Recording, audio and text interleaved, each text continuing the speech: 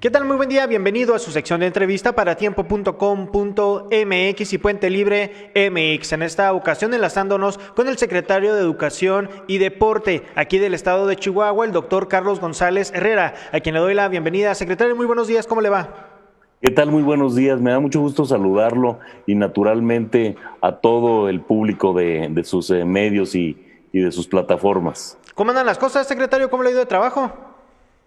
Pues tal como comentábamos hace unos minutitos antes de entrar al aire, igual que todo el mundo, acostumbrándonos a un tipo de trabajo del que no teníamos una memoria, del que no teníamos una cultura verdaderamente establecida como es el trabajo a distancia. Y esto nos hace valorar aún más el esfuerzo tan grande que han hecho tanto los docentes, las profesoras, los profesores de Chihuahua, como el enorme esfuerzo que han hecho nuestros estudiantes y los padres de familia. Particularmente tengo que decirle que las mamás han sido las grandes heroínas para sacar adelante la estrategia de educación a distancia, pues entre el 80 y el 85% de los niños en casa estuvieron siendo auxiliados por sus mamás precisamente. Pues no fallaron, las mamás se fajaron, pues como siempre, ¿no, secretario? Como siempre que hay un problema grande, las mamás son verdaderamente el pilar fuerte que hace que esta sociedad salga adelante. Agradeciéndole a todas las personas que se encuentran viendo esta transmisión, ya lo saben que nos pueden hacer llegar sus comentarios y preguntas a través de Facebook y se las hacemos aquí llegar al secretario. Pues ahora, secretario, que pasaron prácticamente, ya tenemos 2 meses en esto del aislamiento, de la suspensión de labores, ahora sí, ¿qué diagnóstico tiene la Secretaría de Educación en Chihuahua del impacto que tuvo el coronavirus para el sistema educativo? Bueno, el impacto fue bárbaro, y no lo digo solo en el sentido negativo, bárbaro en el sentido de la amplitud y de la profundidad de las necesidades de cambio que nos requirieron. Cuando el 23 de marzo nos fuimos a educación a distancia, teníamos la idea que íbamos a estar 15 días en educación a distancia, que después vendría el receso de primavera, las vacaciones de Semana Santa, y podríamos estar regresando en el mes de abril a educación presencial.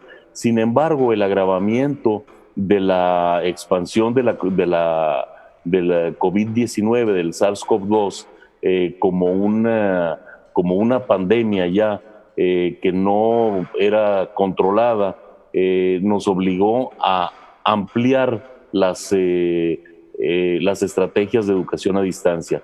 Por eso, cuando nos dimos cuenta que esto iba para largo, se lanzó lo que se llama la estrategia de educación a distancia en Chihuahua, y esta estrategia estuvo acompañada por una serie de acciones diferentes, de manera que no fuera la calidad o la ausencia de Internet lo que fuera a dar la posibilidad o no de acceso a la educación a distancia. Entonces, si bien nos montamos en la estrategia de Google para la educación, que fue una estrategia de tipo nacional, nosotros además insistimos en la fuerza que tiene todavía el documento escrito, y nos descansamos mucho en los libros de texto, pero además los acompañamos con la impresión de más de 300,000 cuadernillos de apoyo para sacar el último tercio del ciclo escolar. Y la gran sorpresa para el sistema educativo de Chihuahua y el nacional también es que este sistema de mensajería que se llama el WhatsApp, no solamente para nosotros dejó de ser no solamente un asunto de estar chateando con nuestros amigos o con nuestros familiares, o estar mandando fotos y estar mandando chistes, sino se convirtió en el gran salón de clases del estado de Chihuahua. Quiero decirle que el 82% de los maestros del estado de Chihuahua mantuvieron contacto con sus estudiantes gracias a la plataforma del WhatsApp, después gracias a los documentos escritos, y solamente en tercer lugar con la plataforma Google para la educación. Ujú. Oiga, pues entonces prácticamente el WhatsApp y las tecnologías se apoderaron de los maestros y de los papás chihuahuenses. Pero secretario, cuando vino, si nos pudiera platicar cómo fue esto de tomar realmente la decisión, cuando la Secretaría de Educación en Chihuahua dijo, hijo, pues ya tenemos que suspender clases, esto no se puede más. Si se puede, si nos puede detallar cómo estuvo esta reunión que tuvo pues un gran impacto. Por supuesto, cuando la plataforma llamada AMA, que es un modelo matemático de predicción del Consejo Nacional de Ciencia y Tecnología, se empezó a utilizar en las famosas conferencias de prensa de todos los días por la tarde.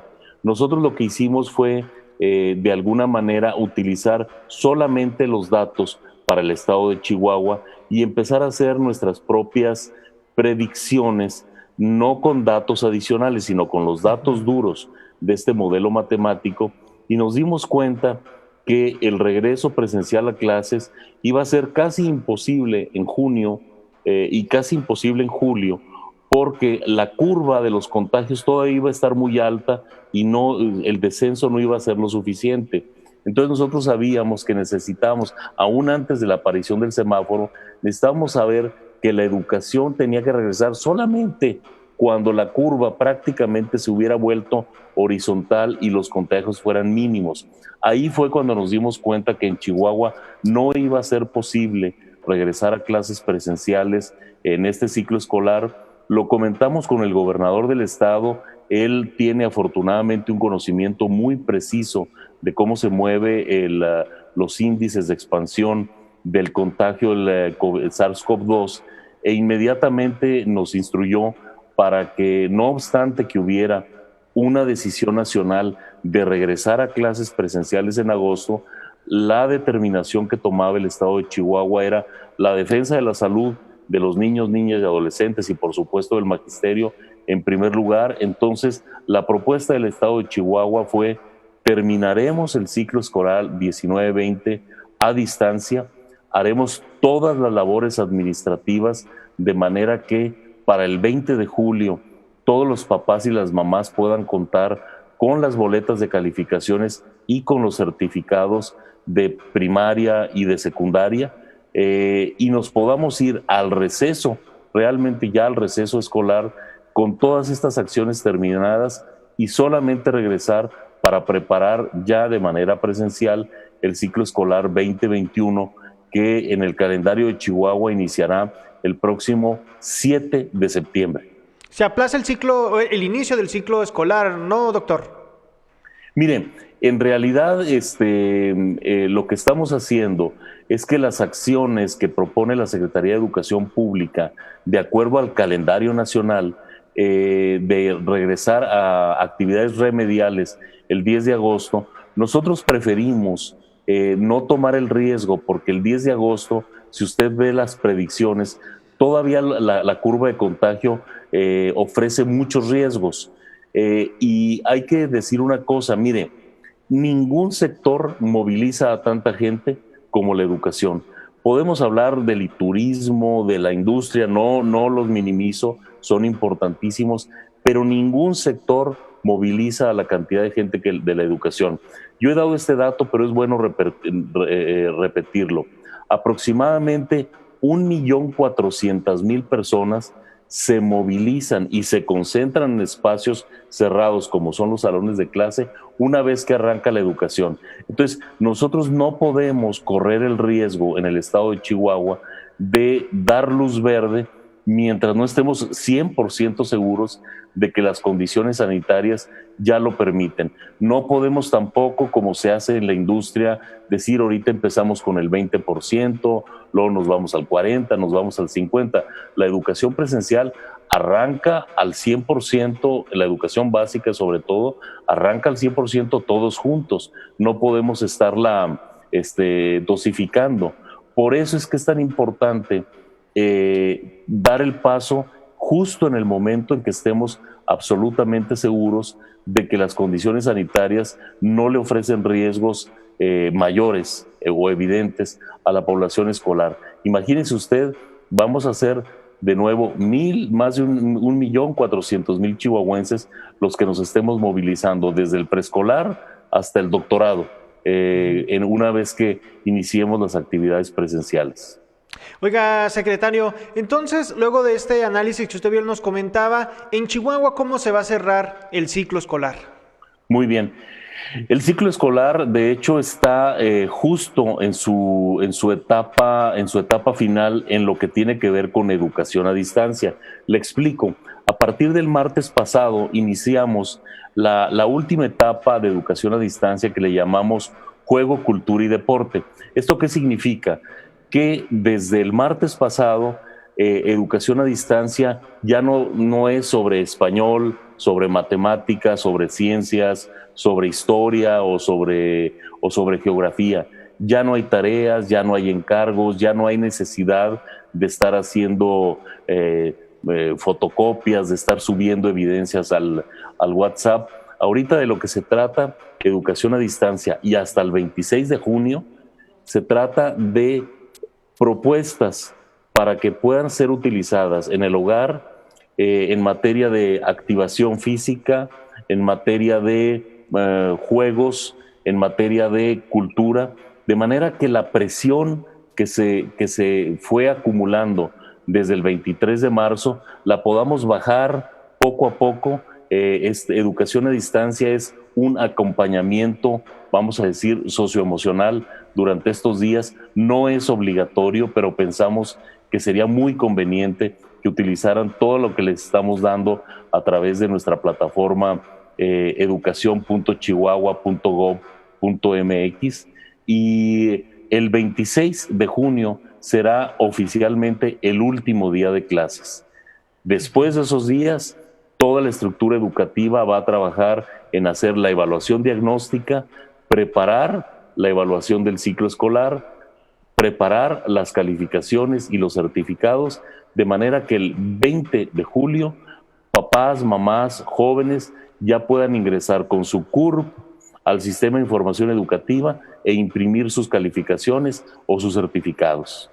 Pues interesante todo esto, leyendo algunas preguntas que nos mandan aquí el auditorio y también algunos saludos. Dice Villa Contreras Torales, muy buenos días, cordial saludos desde San Diego, California, saludos hasta allá. Dice Alberto Hernández, en mi escuela nunca llegaron los cuadernillos, no se refiere exactamente a qué escuela se trata. Dice Seyer Savil, buen día, que conteste por qué nomás los administrativos tienen que presentarse en la escuela. También dice Jesús Lomelí, efectivamente jamás llegó el material. Dice José Luis Ordóñez, esto creó nuevas formas de trabajo, de comunicación, apropiación del conocimiento mediante actividades compartidas, la educación se refrescó y volviendo a la nueva normalidad despegará sin duda. También dice Meli Reli Vázquez, ¿cómo será el examen de admisión para el bachillerato? Y también pregunta Estrella Vázquez, ¿qué pasará con los niños que no tuvieron su material de apoyo, así como internet o modo para enviar sus trabajos? Bastantes preguntas, secretario. Así es, pero creo que la parte más importante es la preocupación que tendrían los papás y las mamás de si las fallas que se dieron de comunicación o entrega de materiales durante el último tercio del ciclo escolar van a influir en la calificación final de los alumnos. Yo lo que le comento es lo siguiente para la tranquilidad de los papás. La calificación numérica que vamos a dar, 6, 7, 8, 9 o 10, la vamos a obtener con el desempeño que tuvieron los estudiantes en los 2 primeros trimestres del ciclo, que fueron presenciales. No hay que olvidar todo ese trabajo que se hizo desde agosto del año pasado hasta marzo de este año. ¿Qué es lo que vamos a utilizar? ¿Para qué vamos a utilizar más bien la evaluación del último tercio? La vamos a utilizar solo para mejorar calificaciones, no para bajarlas. No vamos a utilizar la evidencia del último tercio del ciclo escolar para reprobar absolutamente a nadie. Solamente lo vamos a utilizar para aquel que necesita un empujoncito, donde digamos, bueno, en sus 2 primeros trimestres no logró rebasar el 7. Bueno, a lo mejor las evidencias del último tercio nos permiten que la calificación final suba a 8 o a 8.5, pero lo que es muy importante es que el papá y la mamá y los muchachos entiendan que no se va a utilizar la evaluación para reprobar a nadie ni para bajar calificaciones, solo se va a utilizar para subir.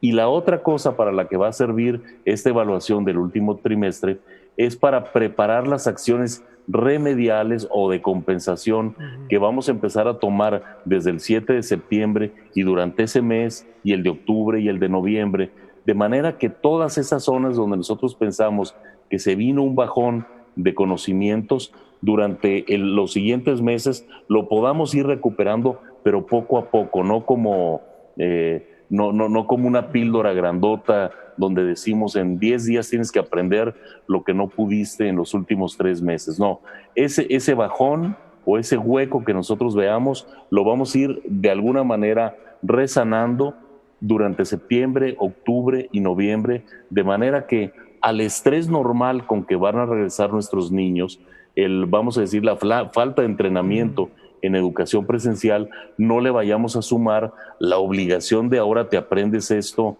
en 10 días porque te lo aprendes. Entonces, de nuevo, que los papás no se preocupen. Lo que sucedió de marzo para acá va a utilizarse para evaluar hacia arriba, no hacia abajo. Interesante. Entonces, entendiendo bien, doctor, los trabajos, las evidencias que se entregaron a través de WhatsApp, a través de correo, a través de incluso de manera presencial, los casos que así ameritaron, solamente es para calificar o dar un empujón. Va a haber 3 meses de repaso, de reforzamiento cuando se inicia el proceso escolar, así lo tengo entendido, así que los papás no tienen de qué preocuparse. Pero entonces, ¿sí los niños van a pasar de grado prácticamente? Sí, por supuesto. Vamos a decir, los niños que no van a pasar de grado es muy probable que son los que abandonaron la escuela durante la parte anterior del ciclo escolar, aquellos que definitivamente no pasaron ni el primer trimestre, pero es muy probable que aquellos que no pasaron el primer trimestre quizá incluso ya estén fuera. Pero estos son porcentajes no solamente muy bajos, sino que además son los normales de cualquier ciclo escolar. Lo importante es que se sepa que esta contingencia que vivimos en la educación durante marzo, abril, mayo y junio no va a contar para reprobar a nadie. Esa es la parte en la que vamos a ser muy empáticos y muy solidarios. No debe haber preocupación en ese sentido. Una de las preguntas que nos han estado mandando también con insistencia, ¿qué va a pasar con el examen de bachilleres? ¿Cuándo va a ser el ingreso? Y también, ¿qué va a pasar con el examen de secundaria? Se había previsto que iba a ser para el mes de agosto, pero ¿ya se tiene una fecha específica, secretario? Sí, mire, qué bueno que me pregunte esto respecto al el mes sobre el asunto de la educación media superior. Yo quisiera pedirle la posibilidad de dedicarle quizá una entrevista específica, porque acabamos de tener la Reunión Nacional de Educación Media Superior, que a su vez estamos haciendo compatible con todos los subsistemas de media superior. A diferencia de la básica, que es un solo sistema, acá tenemos 13 subsistemas. Entonces estamos haciendo una coordinación de fechas muy importante para la media superior que vamos a tener lista en las siguientes horas, y a partir del lunes de la semana que entra vamos a poder dar la información muy bien organizada, porque en educación media superior hay que considerar los procesos de ingreso a la educación superior que también ya están terminando de armarse. Entonces, si usted me lo permite, la semana que entra pudiéramos informar particularmente en materia de educación superior.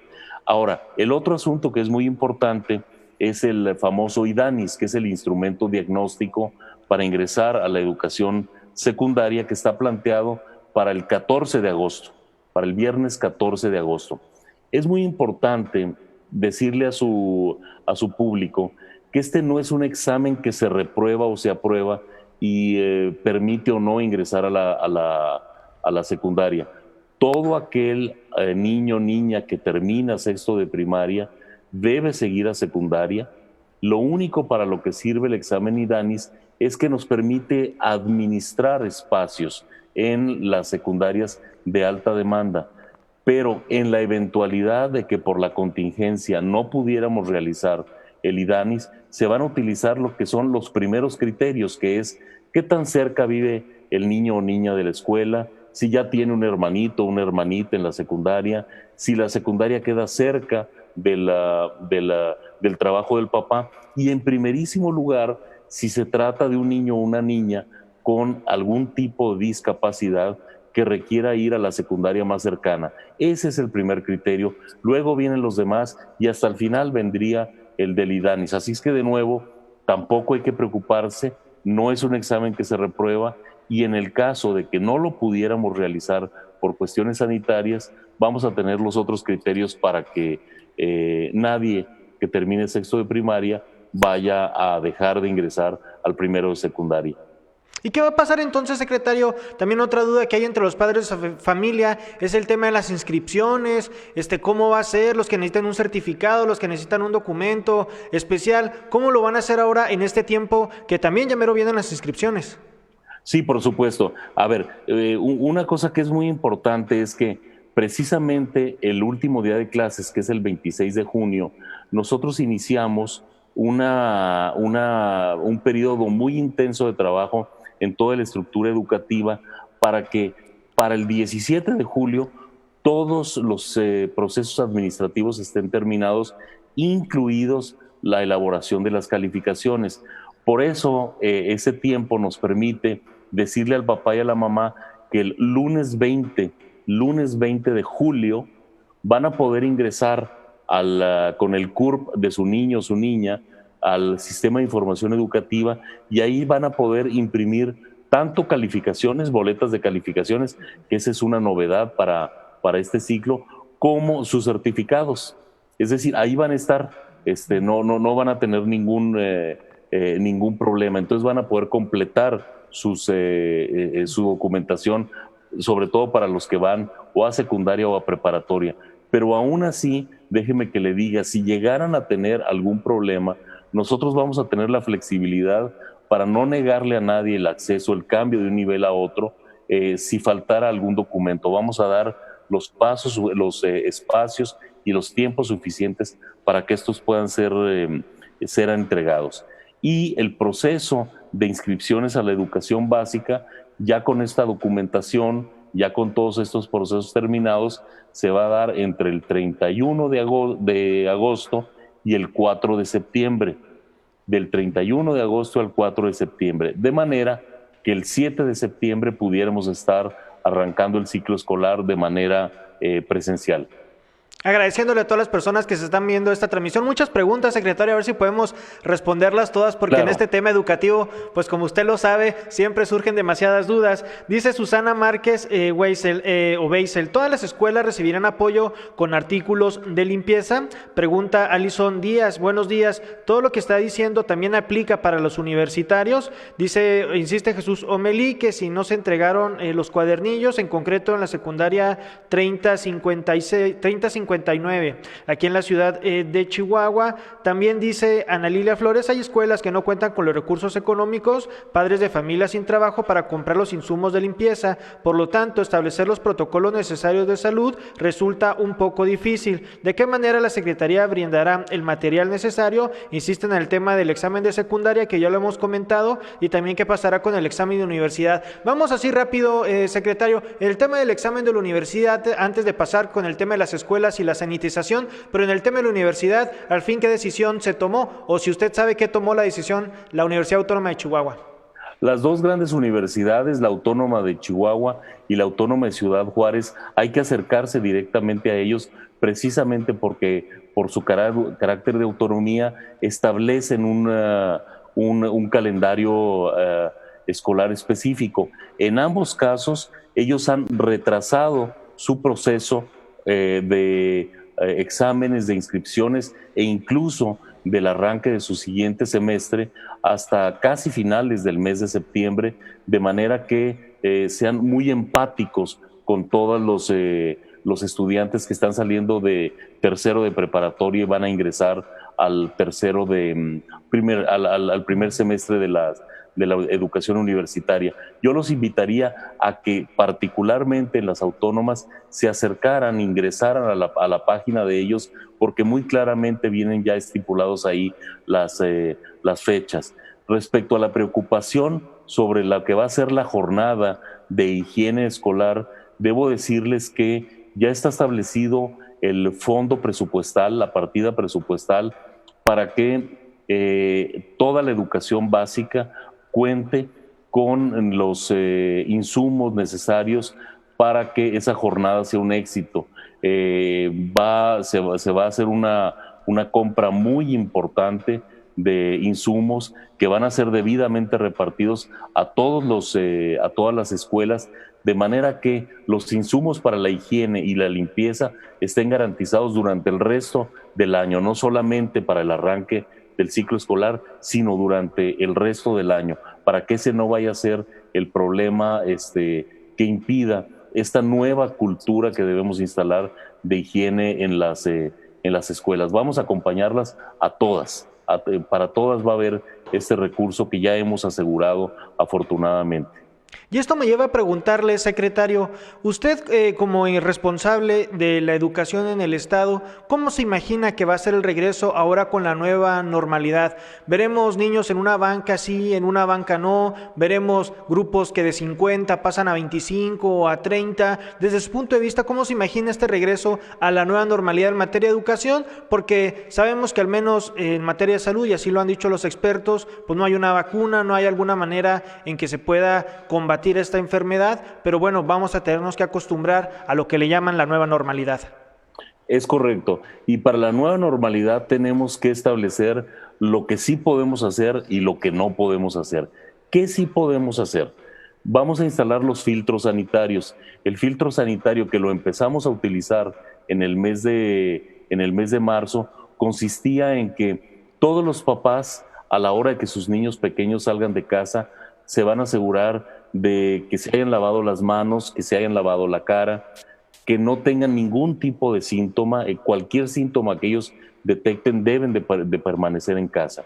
Van a llevar a los niños a las escuelas y a la entrada del plantel estará o el director o la directora, incluso quizá alguien de la sociedad de padres de familia, revisando el papelito que el papá va a entregar o la mamá va a entregar diciendo que su niño salió sin ningún tipo de síntoma. Se les va a revisar ahí mismo, una revisión muy sencilla. Se les va a pedir laven sus manos o con agua o con jabón o utilicen gel.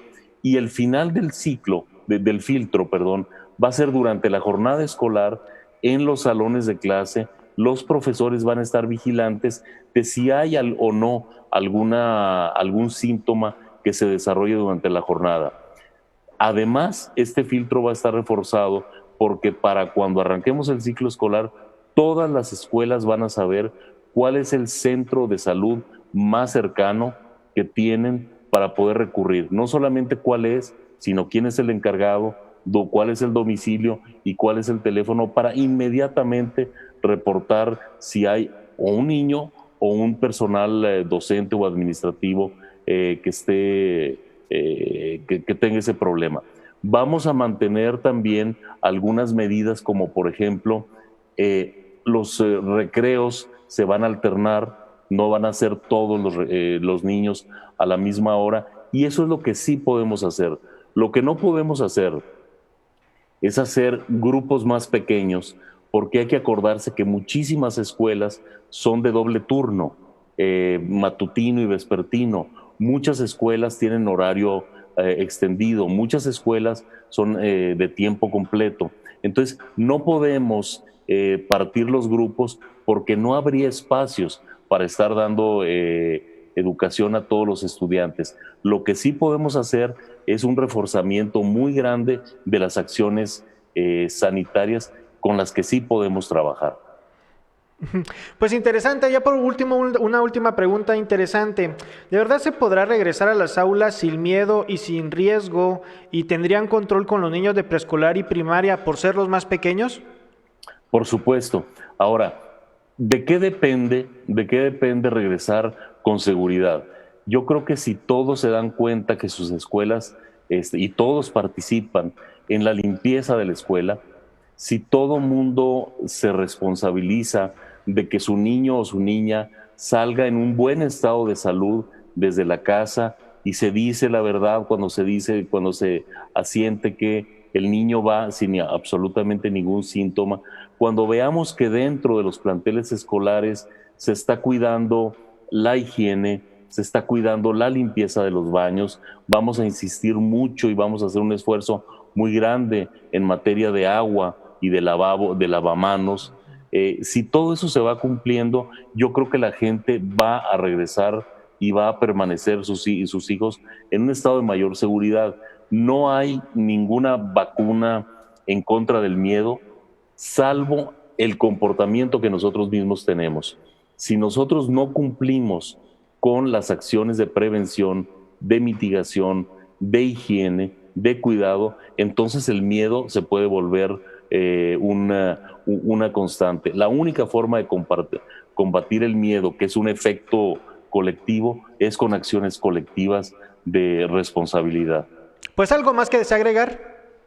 Darle las gracias a los maestros y a las maestras por el esfuerzo que han hecho, darle las gracias a las mamás particularmente por el acompañamiento que han hecho de educación a distancia. Sin ellas habría sido imposible los logros que sí se obtuvieron, y sobre todo suplicarle a los padres y madres de familia cuyos niños han estado sin contacto con sus escuelas, que por favor se comuniquen con su profesor, con su director, con su directora, para que los niños no vayan a truncar su educación. Aunque sea un porcentaje pequeño, sería un crimen que un niño o una niña se nos quedara sin educación por la falta de este contacto. Ese sería el gran mensaje que yo daría ahorita.